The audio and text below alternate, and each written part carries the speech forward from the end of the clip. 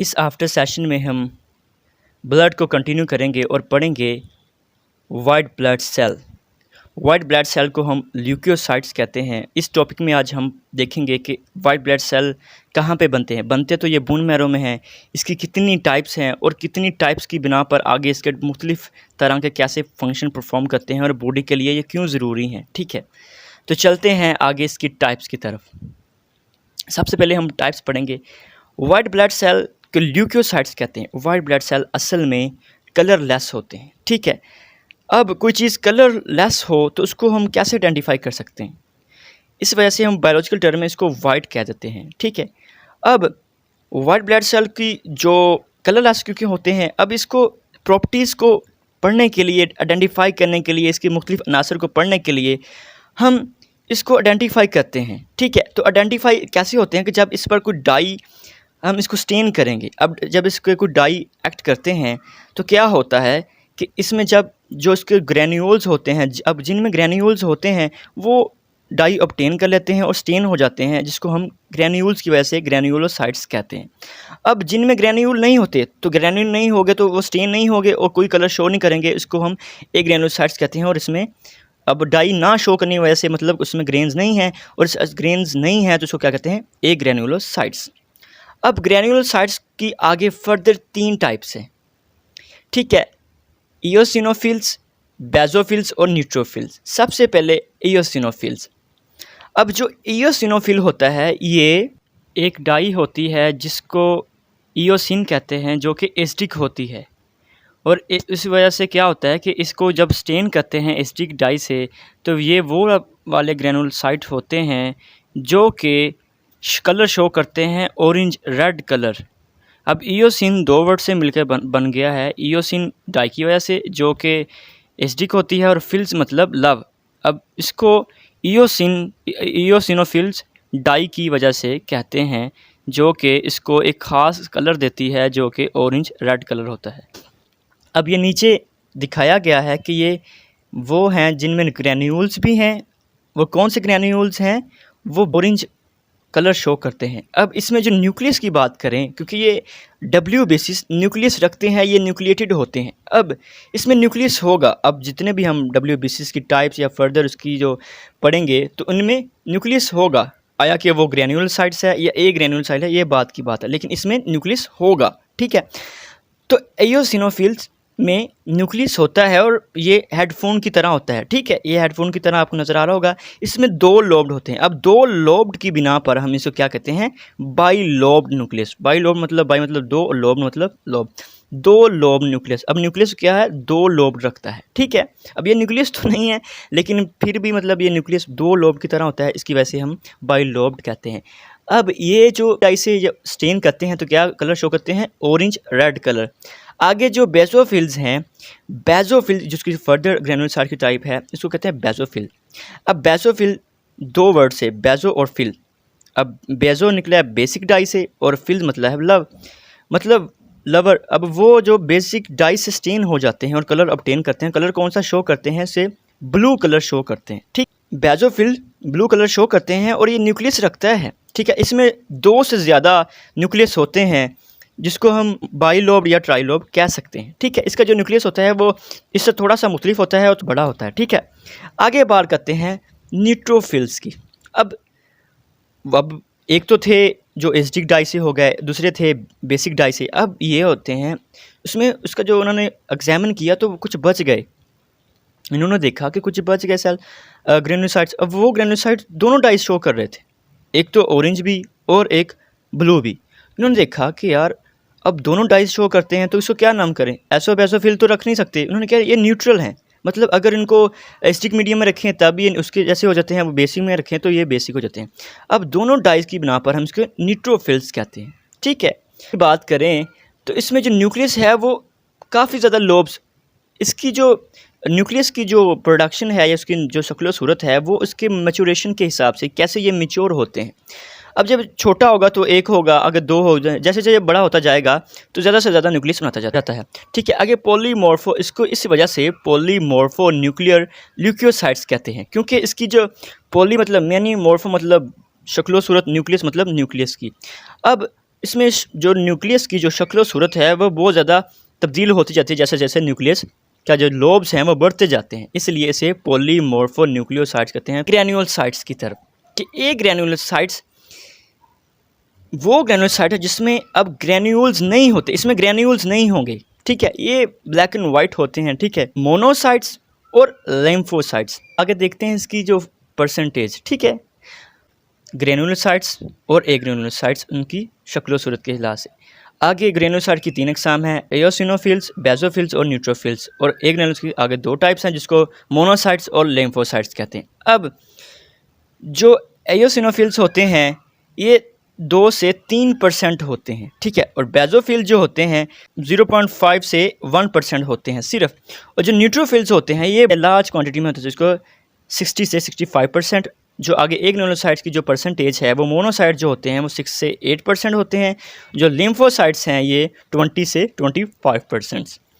आगे तो चलते हैं आगे कि कैसे कैसे ये प्रोड्यूस होते हैं, कैसे बनते हैं और कैसे फंक्शन के लिहाज से ये मुख्तलिफ अपनी सेक्रीशंस कैसे ये परफॉर्म करते हैं। सबसे बड़ी बात मैंने बताया था कि जो WBCs, RBCs और जो प्लेटलेट्स होते हैं ये बोन मैरो में प्रोड्यूस होते हैं जिसको हम स्टेम सेल कहते हैं। अब स्टेम सेल जब सबसे पहले बात करेंगे कि स्टेम सेल, अब इसमें न्यूक्लियस होगा, RBCs में न्यूक्लियस नहीं होता, अब WBC में न्यूक्लियस होता है, ठीक है। अब स्टेम सेल में सबसे पहले हम पढ़ेंगे न्यूट्रोफिल, क्योंकि ग्रैन्युलोसाइट उस लिहाज से हम फर्दर की उसकी टाइप्स के लिहाज से हम पढ़ेंगे, उसके फंक्शन देखेंगे। सबसे पहले न्यूट्रोफिल्स। अब न्यूट्रोफिल्स क्या होता है, ये पॉलीमॉर्फो न्यूक्लियस आपको नजर आएगा, पॉलीमॉर्फो न्यूक्लियर, ठीक है, इसमें होता है, ठीक है। ये जब आते हैं ब्लड में तो क्या होता है, कोई भी कोई चीज़ आगे अटैक करती है, इसका जो एनिमी आता है तो इसको ये क्या कहते हैं, फैगोसाइट्स। अब न्यूट्रोफिल क्या काम करते हैं कि ये फैगोसाइटोसिस करते हैं, सेल ईटिंग का काम करते हैं। जैसे ही वो कोई भी चीज़ फॉरेन पार्टिकल जब बॉडी में इंटर होता है तो न्यूट्रोफिल जल्दी से उसको कोशिश करते हैं उसको खाने की, उसको मारने की भी। आज जो तुझे देखते हैं क्या करता है, ये केमिकल फेंक रहे होते हैं, ठीक है, आगे से ये उसकी जो हिसाब से ये क्या कहते हैं, फैगोसाइट्स। नेक्स्ट बेसोफिल, दूसरा बेसोफिल, ये बेसिक होते हैं, ठीक है, स्टेम सेल प्रोड्यूस करता है, ठीक है। जब ये ब्लड वेसल में आते हैं तो क्या होता है, ये 3 तरह के सेक्रीशन करते हैं।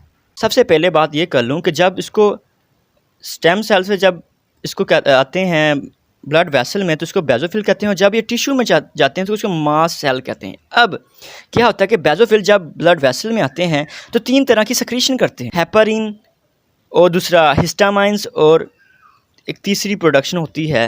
हिस्टामाइन हमने पढ़ा था कि ये रेस्पिरेटरी सिस्टम में और सेंसिटिविटी में हमने पढ़ा था कि क्या करता है कि जो हिस्टामाइन होता है ये वैजो कंस्ट्रिक्शन और वैजो डायलेशन में मदद करता है हिस्टामाइन, और जो हेपरिन होता है ये एंटी कोआगुलेंट। अब ये तो नहीं कि जैसे कि बॉडी में ये ऐसी बॉडी अगर खून जा रहा तो वो जम जाए, अब बॉडी ऐसे खून जम जाए तो क्या होगा कि ब्लड क्लोटिंग हो जाएगी, और क्लोटिंग में बंदा मर सकता है। इसलिए अल्लाह ताला ने इन बॉडी में एक ऐसा निज़ाम रखा हुआ है कि ये एक बेसोफिल जो प्रोड्यूस करते हैं हेपरिन, ये क्या करता है, ये एंटी कोआगुलेंट होता है, ये एंटी क्लोटिंग एंटी कोआगुलेंट होता है, ये खून को जमने नहीं देता, तो उसके स्मूथ फ्लो को, लेमिनर फ्लो को आगे उसको जारी रखता है, ठीक है। तो बेसोफिल का काम क्या होता है, ये हिस्टामाइन रिलीज़ करता है, और क्या करता है, और दूसरा हेपरिन जो कि एंटी कोआगुलेंट है, ठीक है। और इसको जब ये बेसोफिल जब ब्लड वेसल में होता है इसको बेसोफिल कहते हैं, और जब ये टिश्यू में चला जाता है तो इसको मास्ट सेल कहते हैं, जो उसके हमने सेंसिटिविटी में और रेस्पिरेटरी सिस्टम में पढ़ा था। नेक्स्ट इसको देखते हैं इयोसिनोफिल्स। अब इयोसिनोफिल कौन से थे, वो थे जो कि एसिडिक डाई से होते थे, ठीक है। अब ये क्या होता है कि जब ये क्या कहते हैं, फ़र्ज़ करें कि हमारा डाइजेस्टिव सिस्टम में ये पैरासाइटिक इफ़ेक्ट रखते हैं, पैरासाइटिक इफ़ेक्ट, ठीक है। बात करूं पैरासाइटिक इफ़ेक्ट की, इस तरह बात करूं कि जैसे कि फ़र्ज़ करें ये हमारा एक स्मॉल इंटेस्टाइन है, इसमें एस्केरस आ जाता है। एस्केरस क्या है, एक वर्म होता है, वर्म जो कि बॉडी में आ जाता है और पैरासाइटिक इफ़ेक्ट शो करना शुरू कर देता है, ठीक है। एओसिनोफिल्स क्या करते हैं, उसके गिर्द केमिकल रिलीज़ करना शुरू करते हैं, उसको डैमेजेस करना शुरू कर देते हैं। तो क्या कहते हैं, एओसिनोफिल्स का काम होता है पैरासाइटिक इफ़ेक्ट के अगेंस्ट काम करना, ठीक है, ठीक है। न्यूट्रोफिल का काम था फैगोसाइटोसिस, बेसोफिल का काम था डिफेंस, और एओसिनोफिल्स का काम था पैरासाइटिक इफेक्ट के अगेंस्ट काम करना, ये काउंटर अटैक करते हैं डायरेक्ट पैरासाइट्स पे। आगे ग्रैन्यूल्स, ए ग्रैन्यूल्स की बात करें तो मोनोसाइट्स। अब मोनोसाइट्स, ये जो मोनोसाइट्स होते हैं इसमें न्यूक्लियस काफ़ी बड़ा होता है और किडनी शेप्ड होता है, और ये क्या करते हैं, जैसे बॉडी में कोई चीज़ अटैक करती है तो क्या करते हैं, ये बड़े हो जाते हैं। मैक्रोफेजिस, क्या मैक्रो बड़ा, फेजिस मतलब जो फैगोसाइटोसिस करेगा। अब जैसे ये बॉडी में कोई एनिमी आता है तो क्या कहते हैं, ये मैक्रोफेजिस में कन्वर्ट हो जाते हैं और क्या कहते हैं, फैगोसाइटोसिस स्टार्ट कर देते हैं। ठीक है, आगे लिम्फोसाइट्स होते हैं, वो दो तरह के, बी लिम्फोसाइट और टी लिम्फोसाइट। जो बी लिम्फोसाइट होते हैं ये बून मैरो में ही मैच्योर हो जाते हैं। जो टी लिम्फोसाइट हैं ये बून मैरो में मैच्योर नहीं होते, बल्कि ये ऐसे ही इमैच्योर की हालत में चले जाते हैं ब्लड में, और वहाँ पे एक अनकंफर्टेबल, क्योंकि ये फंक्शन सही से परफॉर्म नहीं कर पाते, इसको अभी और डिफ्रेंशिएशन और मैच्योरेशन की अभी इसको ज़रूरत होती है। क्या होता है, ये चले जाते हैं थाइमस में। थाइमस एक ऑर्गन है जहाँ पे ये मैच्योर होते हैं और आगे जो टी लिम्फोसाइट है अपने फर्दर जो फंक्शन है वो परफॉर्म करते हैं। अब जो बी लिम्फोसाइट है ये बोन मैरो में ही मैच्योर होते हैं और डब्ल्यूबीसी में आगे अपने फंक्शन परफॉर्म करते हैं। जो डब्ल्यूबीसीज हैं वो आगे दो तरह के होते हैं, वो थोड़ा सा रिवाइज कर दूं। दो तरह से होते हैं, ग्रेनुलोसाइट्स और एग्रेनुलोसाइट्स। अब ग्रेनुलोसाइट्स में तीन टाइप्स हैं, एओसिनोफिल्स, बेसोफिल्स, न्यूट्रोफिल्स, और जो जो एग्रेनुलोसाइट्स होते हैं वो मोनोसाइट्स और लैम्फोसाइट। आगे इसकी मैंने पढ़ा दिया है, तो चलते हैं नेक्स्ट अब आगे इसकी डेफिनेशन पे। अब वाइट ब्लड सेल, जिसको हम ल्यूकोसाइट्स कहते हैं, are mobile unit of the body immune system. अब डब्ल्यूबीसी का जो मेन पर्पस है, मेन फंक्शन है इसका जो है वो है बॉडी डिफेंस। बॉडी का जो इम्यून सिस्टम है उसकी मोबाइल यूनिट है, चलते फिरते कह लें कि एक आर्मी होती है, आर्मी ऑफ द बॉडी। ठीक है, नेक्स्ट क्लासिफिकेशन ऑफ आरबीसी। अब आरबीसी की क्लासिफिकेशन वही कि are classified into two major groups, granulocytes और एग्रैन्युलोसाइट्स। ठीक है, नेक्स्ट ग्रैन्युलोसाइट्स में पढ़ा था they are developed from the red bone marrow. ठीक है, who have conspicuous granule in their cytoplasm and possessive lobe nuclei. ये क्या होता है कि ये रेड बोन मैरो बनते हैं, जैसे मैंने पीछे देखा, और ग्रैन्यूल्स इसमें होते हैं, और ग्रैन्यूल्स की वजह से इन्हें ग्रैन्यूलर ल्यूकोसाइट्स भी कहते हैं। और क्या होता है कि ये न्यूक्लियाई रखते हैं लेकिन लोब्ड होता है। ठीक है, बाई लोब्ड होता है, ट्राई लोब्ड होता है, पोली लोब्ड या पोलीमॉर्फिक। आगे there are three type of granulocytes, polymorphonuclear, neutrophils. Polymorpho वही बात, इसमें जो न्यूक्लियस होता है वो बहुत ज़्यादा लोब रखता है, इसकी जो परसेंटेज है 62% होती है। आगे पोलीमॉर्फो न्यूक्लियर एओसिनोफिल्स, ये 2.3%। आगे पोलीमॉर्फो न्यूक्लियर बेसोफिल, ये 0.4%। ठीक है, ये बात वही कि जो न्यूट्रोफिल ये लोब बहुत ज़्यादा लोब रखता है। एओसिनोफिल हेडफोन की तरह होता है, दो लोब रखता है, और जो बेसोफिल होता है ये थोड़ा सा भारी होता है, और ये भी ज़्यादा लोब, दो से ज़्यादा तीन रखता है लोब। ठीक है, नेक्स्ट ए ग्रैनुलोसाइट। अब ए ग्रैनुलोसाइट वो होते हैं जिनमें ग्रैनुलोसाइट्स नहीं होते, साइटोप्लाज्मिक ग्रैनुल्स नहीं होते। अब इनमें जब ग्रैन्यूल्स नहीं हो गए तो इनकी वजह से इसे ए ग्रैनुल ल्यूकोसाइट्स कहते हैं। ठीक है, नेक्स्ट इसकी दो टाइप्स मैंने पीछे अपने पढ़ी हैं, लिम्फोसाइट्स जो 30% होते हैं, और मोनोसाइट्स जो कि 5.3% होते हैं। ठीक है, next occasionally plasma cells and platelets which are fragment of the seventh type of the white blood cell found in the bone marrow। ठीक है, ये एक्स्ट्रा बात की है। अब ये बात थी कि लिम्फोसाइट्स और मोनोसाइट। अब जो मोनोसाइट है ये किडनी की, इसका जो न्यूक्लियस होता है वो किडनी की तरह होता है, लेकिन जो लिम्फोसाइट है इसमें जो न्यूक्लियस है ये काफ़ी बड़ा होता है, और प्लाज्मा साइटोप्लाज्म बहुत ज़्यादा कम होता है, इसमें ग्रैन्यूल्स नहीं होते। अब नॉर्मल वैल्यू ऑफ डब्ल्यूबीसीज, पोलीमॉर्फो न्यूक्लियर न्यूट्रोफिल 5400 होगी। ठीक है, नेक्स्ट एओसिनोफिल्स हैं ये 275। ठीक है, आगे बेसोफिल्स हैं 35, और जो लिम्फोसाइट्स हैं वो 2750। ठीक है, नेक्स्ट मोनोसाइट जो हैं ये 450, और जो आगे इसकी जो टाइप्स हैं ये दिखा रहा है ग्रैनुलोसाइट्स और ग्रैनुलोसाइट्स। नेक्स्ट बात करें कि टोटल नंबर ऑफ डब्ल्यूबीसीज। अब जो एवरेज होती है वो 7000 होती है। ठीक है, और जो रेंज, इसकी जो रेंज आ जाती है इसको कहते हैं कि ये इतना भी हो सकता है, ये 4000 से 11000 के दरमियान, मतलब 4000 से 11000 के दरमियान ये इसकी जो एवरेज आती है वो आ सकती है, मतलब इतने डब्ल्यूबीसीज होने चाहिए। ठीक है, इसका जो वॉल्यूम। ठीक है, नेक्स्ट चलते हैं।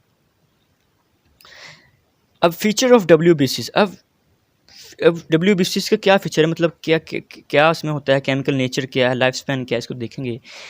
आल WBCs are rich in nuclear protein. क्योंकि न्यूक्लियर प्रोटीन कैसे आई, क्योंकि इसमें न्यूक्लियस है, which also contain glycogen, cholesterol and lipids. Again life span of RBC। अब ग्रेनुलोसाइट्स की जो लाइफ स्पैन है वो 4 से 8 घंटे होती है इन सर्कुलेटिंग ब्लड में, आगे 4 से 5 डे इन टिश्यू, और मोनोसाइट्स की जो है ये 10 से 12 घंटे होती हैं ब्लड में, और जो मंथ और इवन ईयर इन टिश्यू, मतलब कि ब्लड में और टिश्यू में मुख्तलिफ इसकी, ठीक है, लाइफ स्पैन। अगर लिम्फोसाइट्स हैं वो मंथ और year depend upon the body need of this tissue. अगर next site of WBCs production, बात वही कि ये बोन मैरो में बनते हैं, लेकिन अब उसकी जो मुख्तलिफ स्टेजेस हैं उसके हिसाब से बात करेंगे।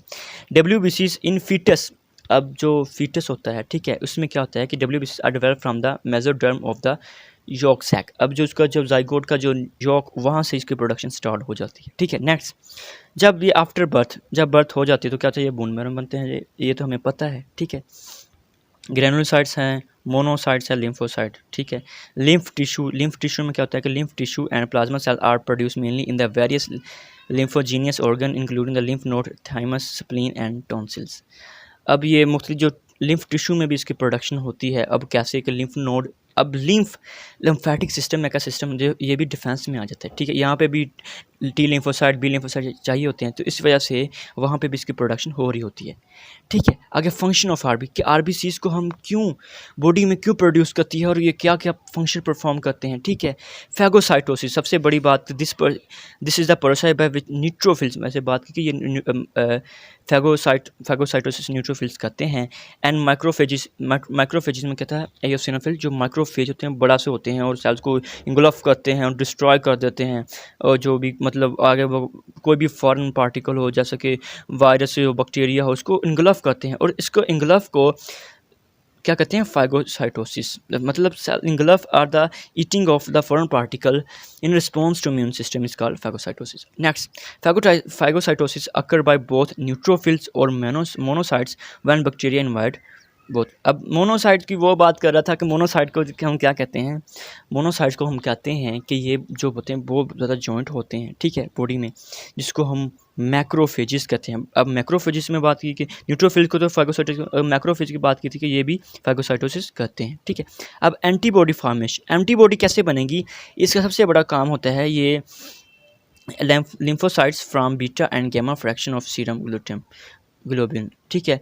Immune bodies associate with the gamma globin. अब ये होता है मुख्तलिफ जिस्म का ब्लड का जो पार्ट होते हैं, वहाँ पे जो बीटा और गामा होता है, fraction of the serum of the globin, ये प्रोड्यूस करता है क्या, एंटीबॉडी प्रोड्यूस करता है। जो इसमें जो लिम्फोसाइट होते हैं वो भी एक बहुत ज़्यादा अहम रोल प्ले करता है, ठीक है। नेक्स्ट में फिब्रोब्लास्ट फार्मेशन। अब फिब्रोब्लास्ट फार्मेशन क्या है कि लिम्फोसाइट में be convert into fibroblast at the site of inflammation helping the process of repair. अब बात करो, चोट लग जाती है बॉडी पे, फर्स्ट करो टक लग गया, अब क्या होगा, तो वहाँ पे ब्लीडिंग शुरू हो जाएगी। अब ब्लीडिंग शुरू हो जाएगी, अब ऐसे तो ब्लड काफ़ी लॉस हो जाएगा, जिसकी वजह से खून की कमी हो जाएगी और डेथ हो सकती है। लेकिन क्या होता है कि lymphocytes may be converted into fibroblast at the site of inflammation। यहाँ पे बात करें कि अगर कोई चोट लगती है वहाँ पे ये, ठीक है, फिब्रोब्लास्ट बनाते हैं। जैसे पे अगर कोई चीज़ होती है वहाँ पे टक लगता है, वहाँ पे पस पड़ जाता है। अब जो पस पड़ता है, जब इसको हम दबाते हैं तो वहाँ से जो पस निकलता है वो असल में क्या होता है, वो लिम्फोसाइट्स और न्यूट्रोफिल्स का जो डेड हो चुके हैं वो होता है, ठीक है। वहाँ पे ये जो रिपेयर प्रोसेस है इसकी वजह से होता है, और इन्फ्लेमेशन की जो साइट होती है वहाँ पे ये पाए जाते हैं। Next, secretion of heparin. अब हेपरिन क्या कि अगर टक लग जाए, अगर हेपरिन का काम क्या है कि हेपरिन ये असल में बेजोफिल प्रोड्यूस करते हैं। हेपरिन, इसका काम क्या होता है, सबसे पहले इसका जो काम है, जो बेजोफिल प्रोड्यूस करते हैं हेपरिन, इसका काम क्या होता है कि फ़र्ज़ करें बॉडी में अब ब्लड फ्लो कर रहा है, ठीक है। अब ऐसे ही ब्लड जमना शुरू हो जाए तो क्या होगा, क्लॉट बनना शुरू हो जाएंगे। तो क्या होता है, ब्लड स्टॉप हो जाए, जिसकी वजह से बॉडी को डिफरेंट, मतलब उसकी जो ऑक्सीजन सप्लाई है वो रुक जाएगी, मतलब सारा सिस्टम एकदम से इवन कि डेथ हो सकती है। अब हेपरिन एक ऐसा केमिकल है जो कि बेज़ोफिल प्रोड्यूस सेक्रीट करता है कि और क्या करता है, which prevent intravascular clotting of blood, कि ये एक एंटी कोआगुलेंट होता है। क्या करता है, प्रिवेंट करता है, रोकता है clotting of the blood, blood की क्लोटिंग से रोकता है। ठीक है, नेक्स्ट सेलुलर डिफेंस। अब सेलुलर डिफेंस में कैसे, बात वही की कि जो होता है जो बात की कि फैगोसाइटस लार्ज पैथोजेनिक माइक्रो ऑर्गेनिजम्स, इसमें सच है प्रोटोजोआ पैरासाइटिक वर्म्स। मैंने बात की कि ये जो होते हैं ये क्या करते हैं, जो एओसिनोफिल्स क्या करते हैं, ये मुख्तलिफ़ तरह के पैरासाइटिक इफेक्ट, मतलब जो बात की थी कि मैंने कि एस्कैरस होता है वो पैरासाइट होते हैं बॉडी में जाके, ये क्या करता है डायरेक्ट काउंटर अटैक कर देते हैं। तो ठीक है, तो क्या होता है कि सेलुलर डिफेंस में बहुत ज़्यादा रोल प्ले करते हैं। ठीक है, release anti inflammatory substance in allergic reaction, जैसे कि बात की थी कि जो बेज़ोफिल होते हैं वो क्या करते हैं, वो हिस्टामाइन रिलीज़ करते हैं। हिस्टामाइन क्या होता है कि ये एंटी इन्फ्लेमेटरी, जैसे कि एलर्जिक रिएक्शन सेंसिटिविटी में होता है कि वो मुख्तलिफ वेजो कंस्ट्रक्शन, वेजो डायलेशन, जो कि एंटी एलर्जिक सब्सटेंस वो रिलीज़ करता है। ठीक है, तो थैंक यू, खुदा हाफिज़, मिलते हैं नेक्स्ट वीडियो में। अपनी कीमती राय का ज़रूर इज़हार करें, आपको मेरी वीडियो कैसी लगी, इस चैनल को ज़रूर सब्सक्राइब करें। मिलते हैं नेक्स्ट वीडियो में, खुदा हाफिज़।